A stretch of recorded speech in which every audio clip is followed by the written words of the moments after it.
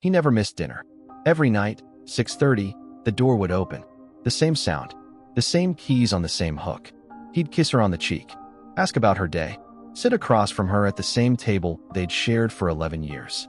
He was there, but something she couldn't name yet, wasn't. Elise had built her life carefully. 12 years as a pediatric nurse. Night shifts, weekend calls, the kind of exhaustion that becomes its own personality. She was patient with crying children and frightened parents in ways that felt almost unnatural. A calm she'd learned to maintain regardless of what was happening inside. Daniel worked in project management. Deadlines, spreadsheets, team check-ins. He came home tired. She came home more tired. They'd learned to meet each other somewhere in the middle of their exhaustion. It was a good marriage. She believed that. Not perfect. She knew that. But good. He wasn't cruel. He didn't drink too much. He didn't disappear on weekends. He showed up to things, birthdays, her sister's wedding, the parent-teacher conferences for their daughter Sophie's school, even when he could have skipped them. He was a good husband. By most metrics. The problem with most metrics is what they don't measure. Daniel had always walked home from the train station. 20 minutes. He liked the decompression, he said. The transition from work brain to home brain. She'd never questioned it. Why would she? But one Tuesday in November, she remembered it was Tuesday because she'd gotten home early for the first time in months. She noticed something she'd never paid attention to before. He didn't come home for 43 minutes. She knew because she'd been watching for him. She'd made dinner. She was going to surprise him. She didn't say anything when he arrived. Didn't ask where he'd been. The walk had just taken longer, she told herself. Traffic. Headphones. He'd stopped somewhere. But she'd looked at his phone screen when he set it face down on the counter, the way he always did, and she'd seen the notification before it disappeared. Work contact had replied. Elise didn't know why that made her stomach move. She started paying attention in a way she hadn't before. Not dramatically, not with confrontation. Just watching. He'd always been quiet after work, but the quiet had changed texture. Before, when he was quiet, he was present in it, sitting beside her on the couch, his hand occasionally finding hers. The comfortable silence of two people who didn't need to fill every moment. Now the silence had a direction. It pointed somewhere she couldn't see. When she asked how his day was, he'd answer. The answers were correct, structurally complete. They had subjects and verbs and reasonable detail, but they didn't land. She found herself listening not to what he said, but to what he didn't. The pauses before sentences. The particular way he'd look toward the window rather than at her. One night, she reached over and touched his arm while they were watching television. He didn't pull away. He didn't react at all. That was almost worse. She didn't go looking for proof. She told herself that. But she started noticing things she couldn't unnotice. He always texted during the walk home. She'd seen it before. He'd arrive still mid-message, finishing something on the porch before coming in. She'd assumed work. But work didn't send messages at 10:47 p.m.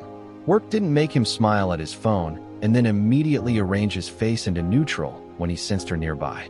She noticed the smile first. Just once. She was coming down the stairs. He didn't hear her, and his face had an expression she hadn't seen in years. Something open, unguarded.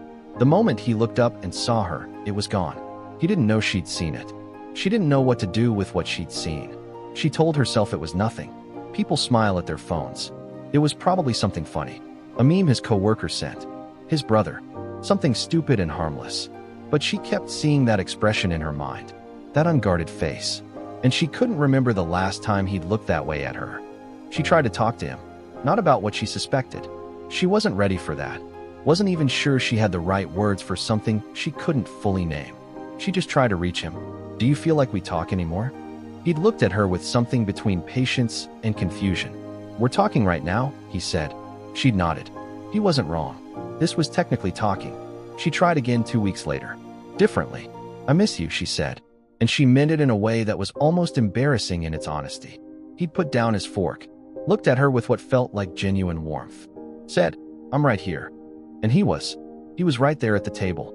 But right here wasn't what she meant, and somewhere underneath his answer, she was almost certain he knew that. She stopped trying after that. Not because she gave up. Because she was afraid of what would happen if she pushed harder. There is a specific kind of cowardice that comes from loving someone too much to risk losing them. She was living in it. She didn't hack his phone. She didn't follow him. She didn't go through his email. She just watched his calendar. They shared a Google Calendar. Had since they moved in together before they were married. Practical. She'd always liked knowing where he was. In January, a recurring entry appeared. Lunch, L. Every Thursday. Noon. L. She looked at it for a long time. Told herself L was a name that meant nothing. Lots of people had names that started with L. Colleagues. Old friends. It was just a lunch. She didn't ask about L. Instead, she started noticing when he mentioned her.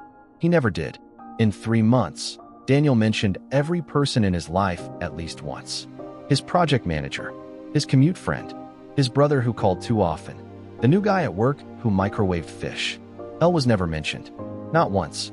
The absence of a name is its own kind of sound. She heard it constantly. In March, something shifted. He came home different. Not dramatically, not whistling or grinning in a way she could point to. Just lighter. The tension she'd grown used to reading in his shoulders wasn't there. He helped Sophie with her homework without being asked. He poured Elise a glass of wine she hadn't requested. He sat on the couch that night, and, for the first time in what felt like months, he actually watched the show they were watching. He laughed at something. It was a good night. She lay in bed afterward and thought about that. Something had made him lighter. Something had happened, or something had been resolved, or something had been said, that released whatever had been pulling him toward the window, toward his phone, toward the edge of rooms. She didn't know whether to feel relieved or devastated, because the version of him she'd missed had come back, and she didn't know who to thank. She didn't mean to ask Sophie. It just happened. Sophie was 14, observant in the way teenagers are when they think no one notices, watching everything, filing everything, pretending to be absorbed in their phone. Elise was driving her to practice when Sophie said, without looking up, "Dad seems better lately." Elise kept her eyes on the road. Yeah, he was pretty stressed for a while, but now he seems like more normal, like himself. Elise nodded. Did something happen at work? Sophie asked. Casual, not probing, just curious in the way teenagers are. I'm not sure, Elise said. There was a silence. He seems happier, Sophie said, and it was meant as a simple observation, a good thing, plainly stated. Elise said, that's good. She meant it. She also didn't know how to mean it. She drove the rest of the way in silence, thinking about the particular cruelty of happiness that doesn't belong to you. There was no moment of proof, no confrontation, no caught text message, no lipstick on a collar in the way movies require. She never learned who Elle was. She never asked. She knew without evidence in the way that people who love someone know things, not because of what they found, but because of what they felt leaving. She knew because she recognized the specific way he was kinder to her in the weeks after. The wine she didn't ask for, the homework help, the laugh on the couch. She'd seen that pattern in other relationships. Guilt dressed as generosity. She knew because she'd been patient with enough frightened parents in hospital corridors to understand what guilt looks like when it's trying to be love. She knew, and for a long time, longer than she'd ever admit out loud, she chose not to use what she knew. She signed up for a ceramics class. It sounds small. It was enormous. She hadn't done anything purely for herself, not one thing, in years. She'd filled every spare hour with Sophie, with the house, with being available for a husband who was present the way furniture is present. The class was Wednesday evenings. She came home with clay on her forearms and something she couldn't name that sat differently in her chest than the rest of her week. Daniel noticed. He asked about the class a few times in the early weeks. She gave him brief answers. She wasn't punishing him. She just had somewhere to put herself now that wasn't toward him. It was the quietest form of separation she knew. She didn't leave. She didn't tell him what she knew. She didn't issue an ultimatum. She just began, slowly, building a life that didn't need his presence at its center to hold its shape. Whether that was wisdom or avoidance, she couldn't fully say. Maybe those are sometimes the same thing. 8 months after the first night, she noticed the walk taking too long.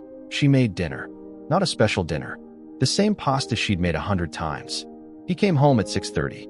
Same keys on the same hook. He kissed her cheek. The same way. They sat at the table. Sophie was at a friend's house. They talked about the week. His presentation. Her patient who was finally going home. At some point, she looked at him across the table, really looked, and tried to find the person she'd married in the face of the person eating pasta across from her. He was still there, underneath everything. She could see him. But she could also see that he'd made room for someone else inside his life. And that room wasn't hers to take back. She thought about saying something. She didn't. She reached across the table and filled his wine glass. He said thank you. She said you're welcome. And they finished dinner the way they always did, quietly, reliably, together. And somewhere underneath that, alone. The hardest betrayals don't announce themselves. They arrive gradually, in the texture of conversations, in the direction of silences, in the particular way someone stops looking at you the way they used to. There is no villain in this story. Not really. There is a man who let himself feel something he shouldn't have felt, or maybe couldn't stop feeling, and didn't know how to tell the truth about it.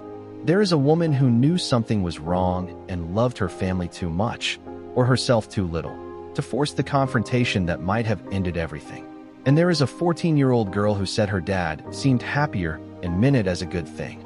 Emotional affairs leave no evidence except the people who survived them. Elise survived.